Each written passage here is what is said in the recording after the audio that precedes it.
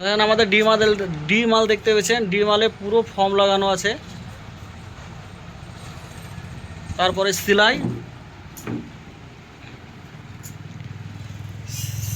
এই যে সেলাই দেখতে পাচ্ছেন কত সুন্দর ছোট ছোট সেলাই ডিজাইন করা হয়েছে, দেখতে খুবই সুন্দর লাগছে। ডি মাল এটা। এদিকে হাতল দেখতে পেয়েছেন, হাতলে ফর্ম সাটানো আছে, এটা ডি মাল। আর এইসব কাপড় সেলাইয়ের জন্য একটু ভালো মেশিনের দরকার। যেমন আমাদের মেশিন আছে দেখেন, এই ধরনের মেশিন ভালো সেলাইয়ের জন্য। আর ওই যে কোনাতে পড়েছে ওই সব মেশিন হলে এই সব সেলাইগুলো করা যায় না। যে সেলাইগুলো আপনারা দেখতে পাচ্ছেন কত সুন্দরে, এই সেলাইগুলো অসুবিধা হয়। দেখেন তুলো, যে মিস্ত্রি ভাইরা আপনারা সোফা বানান মিডিলটা এভাবে কেটে নেবেন, কেটে নেওয়ার পরে নিচে নামাও, ভরে দাও কাপড়টা।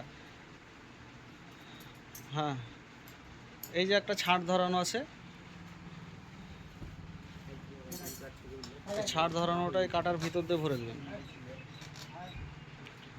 তারপরে এইভাবে ছাড়টা ওইভাবে বাই করলে এধারে সুন্দরভাবে একটা খাঁজ হয়ে যাবে এবং দেখতেও খুব সুন্দর লাগবে মালটা। দেখতে পেয়েছেন, এইভাবে টানলে এইভাবে খাঁজ হয়ে যাবে।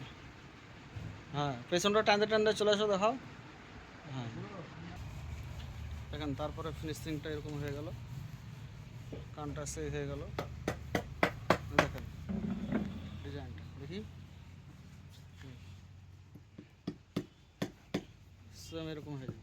দেখেন একদম সেলাইগুলো এক নাপে, দেখেন সুন্দরভাবে। তার সঙ্গে এদিকে একটা চেয়ার হয়েছে, সেম কাপড় দেখতে হয়েছে।